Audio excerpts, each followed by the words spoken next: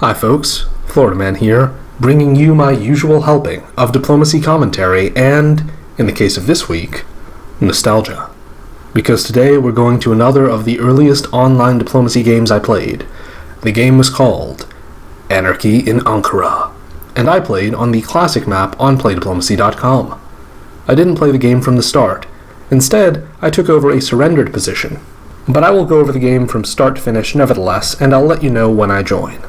Unfortunately, because the game had 12-hour turns, there will be a fair number of seasons when people miss orders. In spring 1901, the game began with a German NMR. While Germany's units were all holding in place, France moved into Burgundy and positioned for control of Iberia, and England opened to North Sea, but positioned to defend against the possibility of a French attack by moving London to Wales. I should note, by the way, that if you as England suspect that a French attack might happen, this is a pretty good opening. To the east, Italy made the most boring and typical of the possible Italian openings, moving to Apulia and the Ionian Sea. That's not to say it's a bad opening, but it's a little sad that the default for Italy is something relatively ineffectual and mediocre. By contrast, Austria had what I can only describe as a most excellent spring. He opened to Serbia, Albania, and Budapest, and somehow he persuaded Russia to open to Ukraine instead of Galicia. Russia also moved Sevastopol to Romania and Moscow to Sevastopol. At the same time, Turkey opened to Black Sea and Armenia. It looked a lot like Austria had his choice of friends.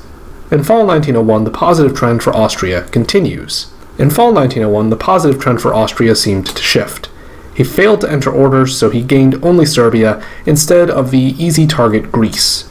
Turkey also NMR'd, so Russia was completely safe in both Sevastopol and Romania. Italy made the interesting choice of occupying Tyrolia and the very typical choice of convoying to Tunis. To the west, Germany NMR'd again and was automatically surrendered. He was replaced within half an hour. England, interestingly, convoyed to Norway, indicating that Russia had a problem on that front as well as on the front with Austria and Turkey. And France took Belgium to get a third build. However, France missed the build phase, so he got no real advantage from this. England built a London fleet, Russia built a North Coast fleet and a Warsaw army, Italy got a Naples fleet, Austria got a Trieste fleet in an apparent decision to go after Italy or Turkey instead of Russia, and Turkey acquired an army in Ankara, seemingly still trying to go after Russia. In spring 1902, Turkey failed to enter orders and automatically surrendered. This was especially unfortunate for the Turkish position because it happened as Austria was supporting Russia into Bulgaria. Austria also took Greece, and Italy pulled out of Tyrolia and into the East Mediterranean Sea. The game in the East was taking the shape of an anti-Turkish alliance, unfortunately for whoever would come next in the Turkish position. In the West, the game was taking some very strange turns. France moved Belgium to sneak into Holland, and pulled into West Med, seemingly trying to invade the Mediterranean before the Western Triangle was settled at all. And unsurprisingly, France got attacked as he did this. Germany strolled into Burgundy while England slid into the mid-Atlantic Ocean, and I can hardly blame either one of them. If France is out in Cloud 9, imagining he doesn't need to do anything in the West, why not jump on him together? The weird thing here is that Germany and England aren't actually allied. You see that in addition to both moving sort of anti-French, they also bounce each other because they're both trying to take Denmark. Russia, who is England's clear enemy at this point, tried to support Germany in, but England cut the support. In the retreat phase, the Bulgaria unit got destroyed because of Turkey still being surrendered. In fall 1902, a new Turkish player joined, and he defended fiercely. At the same time, Italy pulled away from Turkey to go after France, while Austria tried to stab Russia and take Bulgaria. So Turkey's future was looking up. In the West, it turns out that England was aligned with France because England moves into the Mediterranean instead of attacking the vulnerable Iberian centers. Germany walked into Paris and backfilled Burgundy, while France positioned to defend Marseille. England took Denmark because Germany tried to walk into Holland, but England also lost Norway to Russia, retreating that army into Finland. With the build phase, Russia chose to get a fleet in St. Pete's south coast, suggesting to me the fight with England was not quite over yet, although I think Russia chose the wrong coast for this. France got an army in Brest, making up for a little of the present vulnerability of his position. Germany built an army in Munich, which was seemingly his way of doubling down on the land invasion he was currently carrying out, and England missed the build, as did Austria. In spring 1903, we see all-out warfare between the Russo-German alliance and the Anglo-French alliance, with battles for Paris, Belgium, Kiel, and Norway. Italy also joins in on the Russian and German side. In the south, we see that Russia and Turkey are basically in a holding position because Russia is stronger, but is just supporting himself to hold, while Turkey lacks the muscle to attack effectively. Austria failed to enter orders here too, and he could have tipped the balance in the east. In fall 1903, Austria failed to enter orders again and automatically surrendered. This resulted in Russia successfully walking into Budapest, while Turkey seemingly repositioned to go after Austria instead of Russia, vacating the Black Sea and moving into Constantinople. Italy continued to shift forces west, although he also moved Piedmont to Venice, seemingly deciding that he couldn't trust the silent Austrian player not to walk into one of his home centers. In the west, France retook Paris, but lost Holland to Germany, retreating to Ruhr. In the build phase, Germany got a new fleet in Kiel, England got a new fleet in London, and France got a new army in Marseille. In spring 1904, a diplomacy superhero descended from the sky and joined the game. That's right, Florida Man diplomacy viewers. I, Florida Man, took over the Austrian position. I hopped into the public press and announced, "Greetings all, there's a new Austria in town, and this one won't be surrendering." When I joined, my first step was to try to establish alliances with each of my neighbors. The great thing about taking over a surrendered power is that you have no track record with them, so you can initially give everyone the sense that you're their best friend. You see that Russia willingly vacates Budapest, and Turkey tries to get into Black Sea and Armenia, although Russia bounces those moves. Italy continued to act forcefully against France with a renewed confidence now that he was actually hearing from the Austrian player. My long-term plan here, by the way, was to work with Turkey against Russia and then to switch to working with Italy against everyone. I was familiar with the Italian player from a prior game, and I was aware that he had kind of a weird hang-up where he was unwilling to ever betray an ally, so he was a very natural person to partner with. France failed to enter orders here, by the way, resulting in Germany still being in a fairly good position after the season process. England was trying to fight both Russia and Germany, and also weirdly supporting Italy against France in Piedmont, but without France actively helping England's efforts in the north, they looked like feeble flailing. In the retreats phase, France has 2 armies destroyed because he's not entering orders, and in fall 1904, this continues with France automatically surrendering. England tried to support Italy into Marseille this season, but the problem there was that Italy attacked the unit England was using for the support, taking Gulf of Lyon from England. Germany also tried to slide toward Brest and take advantage of the French weakness, while continuing to clash with England in the center. To the north, Russia retook Norway from England. In the south, I decided to continue going after Russia, so I took Romania from him. The Russian player was apparently not put on guard by the fact that I tried to support Turkey against him last season, which left him undefended against me. The Russian player was apparently not put on guard by the fact that I tried to support Turkey against him last season, which left him undefended against me. Unfortunately, Turkey failed to enter orders again here, preventing the joint offensive effort that would have led to a more thorough Russian collapse. In the retreat phase, England destroyed the Gulf of Lyon fleet, while Russia pulled Romania back to Sevastopol. A new France replaced the old one. Going to the builds, I got 2 new armies. Russia destroyed his St. Pete army, needing to focus more on the south at this point, and France and England each got a fleet. In spring 1905, Turkey automatically surrendered. This did not stop me from continuing to fight Russia, though.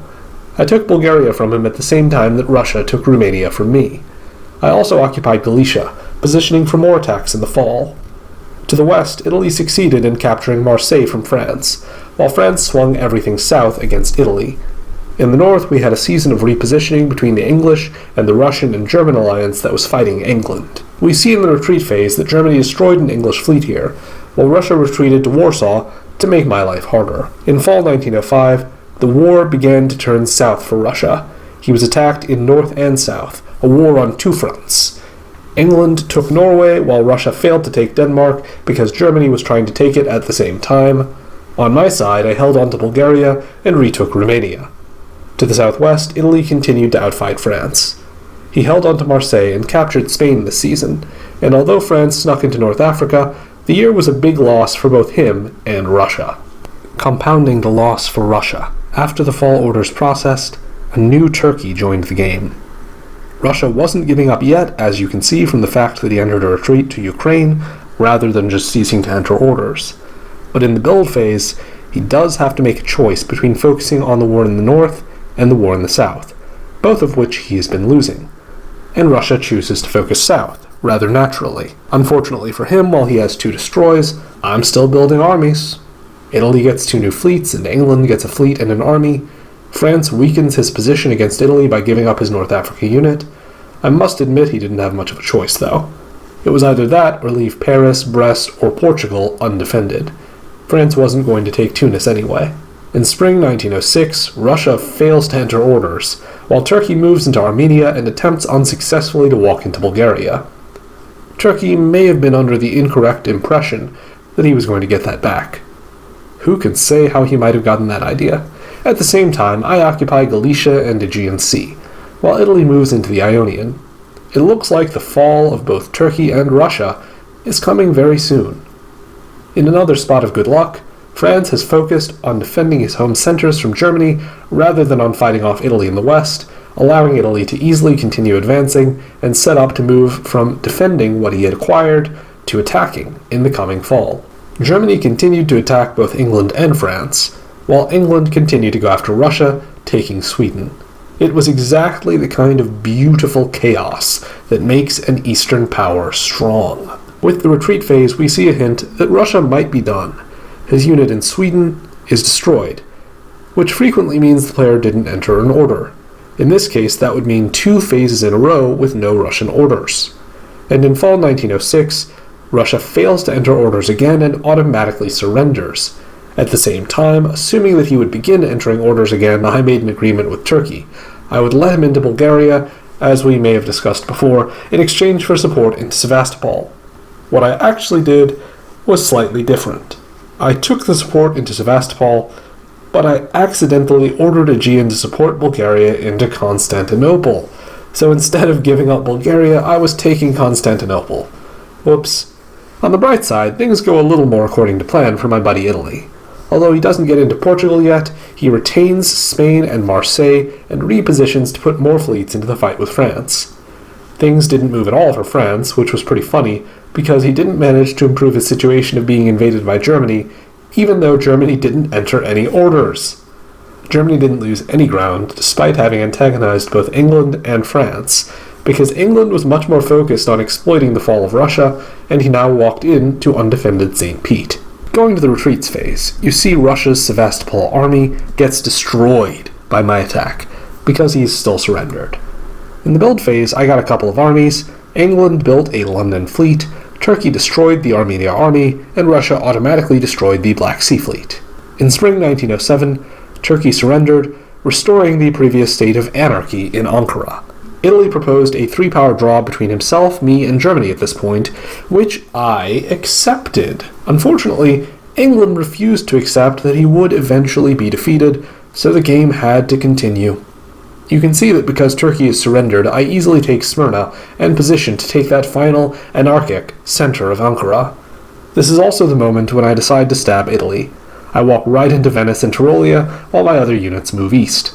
I'm still making orders as if the Russian position might be filled at any time, because with these 12-hour deadlines there have been many times when I suddenly jump into a position and flip things on their heads for someone. So I also tap Ukraine and backfill Sevastopol. But I'm also moving boldly, because this game has been very unbalanced in favor of the southern powers of Italy and Austria thus far, and I think that bold enough action could get me a very good result here. To the west, this happens to coincide with Italy successfully moving Piedmont into Marseille and finally capturing Portugal. This is at the same time that France forgets to defend Portugal and makes what feels like a very unnecessary defense of Brest. Germany failed to enter orders here, once again, and he automatically surrendered as a result. England seemingly noticed that pattern here and took Denmark from Germany, seemingly assuming correctly that it would be undefended. Going to retreats, we see that Italy successfully destroyed the French-Portugal army, while the German and Turkish units were destroyed due to their players having surrendered. In fall, I continued my stab into Italy. It was made even easier than I expected, because Italy failed to enter orders. At this point, the game felt a little unfair. Italy couldn't have stopped me from taking Rome, but he could have moved back to Tyrrhenian Sea to defend against the fleet I slipped into the Ionian. As things stood, he would now be in danger of losing Tunis instead of just all his home centers. A new German player took over the German position, but apparently not in time to enter fall orders. As a result, England not only took Denmark, but also convoyed into Belgium, reducing Germany to 4 centers. Germany commented in the public press, "Hello everyone, only 10 hours left on the clock, but I am more than ready to save sacred Germany." To which I responded, "Best of luck. As you can see, you have your work cut out for you." In the retreat phase, we see the last Turkish unit get destroyed, along with one of the 2 remaining Russian armies. In the builds, I got 2 armies and 1 fleet. Now is really the time when I regret that Austria only has 1 coast, while England got a fleet and an army, and Italy destroyed his fleet in Portugal, signaling his intention to wisely focus on fighting me. In spring 1908, there's a pretty funny circus of moves as I try to approach the Solo, and most of the other units on the map move to stop me. There's a move I make to bounce with Italy in Piedmont to keep him from positioning to invade his homeland. There's a little train wreck with both of us trying to convoy into Tunis, which bounces. On the other hand, Italy did move down to North Africa to position secure Tunis in the fall. There's a move I make to bounce with Italy in Piedmont to keep him from positioning to invade his homeland. There's a little train wreck with both of us trying to convoy into Tunis, which bounces. On the other hand, Italy did move down to North Africa to position to secure Tunis in the fall. I walked into Naples as well, along with Tauroglia in the Adriatic Sea. I supported myself into Moscow and moved into Galicia to attack Warsaw. In the west, Germany and England attacked France together, seemingly much more united than they ever were under the previous German administration. England got into Brest as a result. On the other hand, Germany walked into Belgium, which England was convoying out of. I'm not sure if that was prearranged or not, but it certainly felt consistent with the policy of the prior Germany. In the retreat phase, we see France did not give up as a result of this. He retreated to Gascony. In fall 1908, though, all France does is support himself in place again. Italy cuts that support, though, allowing Germany to support himself into Paris successfully. I self-bounced in Rome here, trying to move Ionian to Tunis, and also trying to move Adriatic Sea to the Ionian. That last was definitely a wasted move, and it should have been a convoy of Trieste to Apulia instead, to better secure my Italian position. Still, it was a successful season.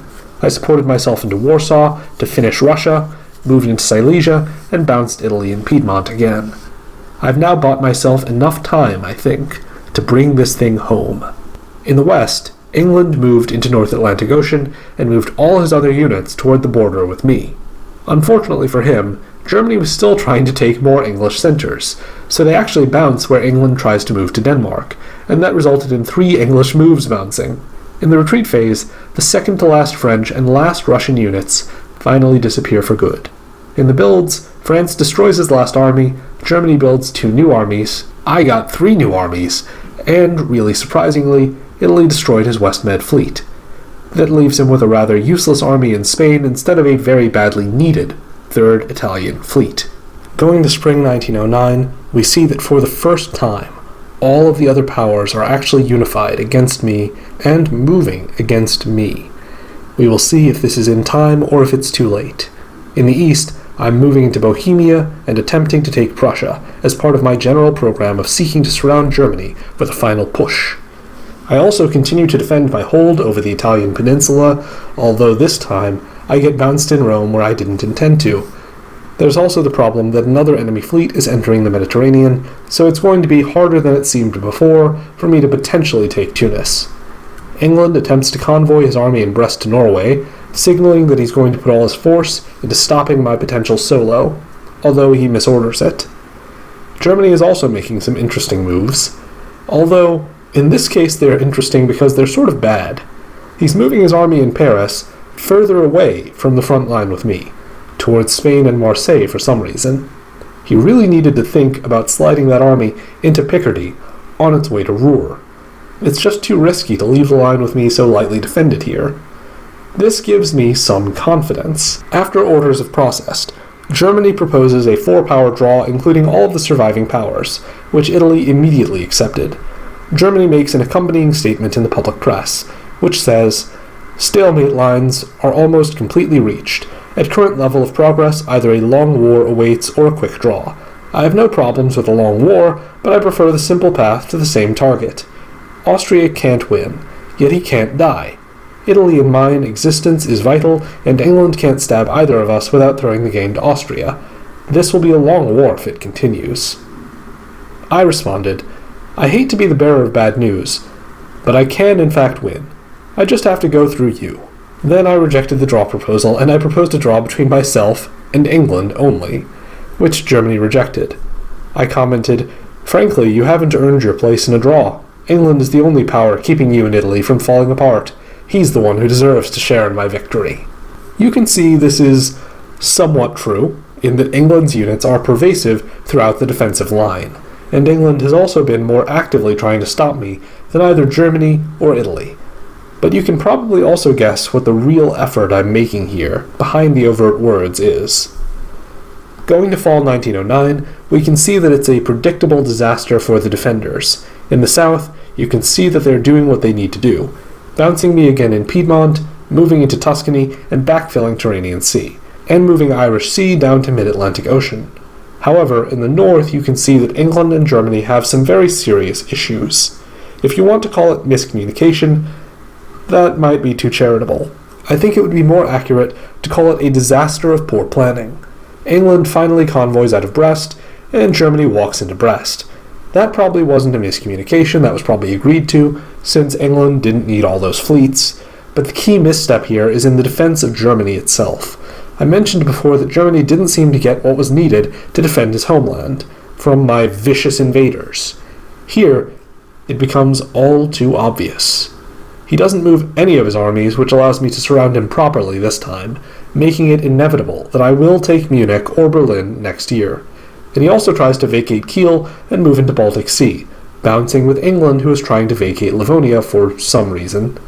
I don't know if that might possibly have been a miscommunication. I think maybe they had some idea behind it, but I can't for the life of me figure out what it might have been. After the fall, the English forces retreated to Gulf of Bothnia, but it didn't really matter. St. Pete wasn't vulnerable, but the damage was done. In winter 1909, we see England destroyed his fleet in the English Channel, which probably wasn't a terribly consequential decision, but probably should have been the North Sea Fleet instead. I built my final new army of the game. As we moved into spring 1910, Italy could see the writing on the wall. He made a very bitter comment in the public press. Austria, count your lucky stars that you were facing only 2 of 3 opponents. The third was missing in action. When orders processed, we see Germany's downfall unfold. I tap the Berlin unit, which allows me to take Munich. There's a lot of other stuff going on across this map, but not much of it matters. The things that happened in Italy could have mattered if the game lasted a much longer time, but I'm sure you can see from this position that it's over. Not much left, but the crying. They're all still fighting, as you can tell from the retreats to Gulf of Lion and Ruhr, but can they pull it off? In theory, they should be able to. Maybe. It all depends on what they've decided to do for the fall season. And in fall 1910, they make critical stalemate line mistakes. The big one is that they focus on retaking Munich instead of defending the rest of their line. Germany uses 2 units to try and retake Munich, but what he didn't anticipate was that I could use 2 units to attack Munich as well. And at the same time, instead of ordering Munich to hold in place, I used it to tap Kiel. At the same time as that, I'm making a supported attack on Berlin. Because they clearly didn't see what happened coming, England tried a convoy into Prussia instead of simply supporting Berlin to hold, even though Berlin was not moving. This resulted in my capture of Berlin, which seals my victory. However, I acquire more stalemate line centers than just Berlin and Munich. No one protected Tunis from me, so I take that, and England entered his support for the fleet he had holding St. Pete incorrectly, so I take that too. So the final position looks like this: Austrian solo, Florida man wins.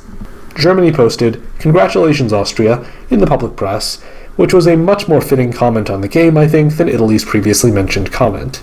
I will grant that I was a little luckier than I would have liked this time, with surrenders in the east, a short-sighted German player, and a very trusting Italian player.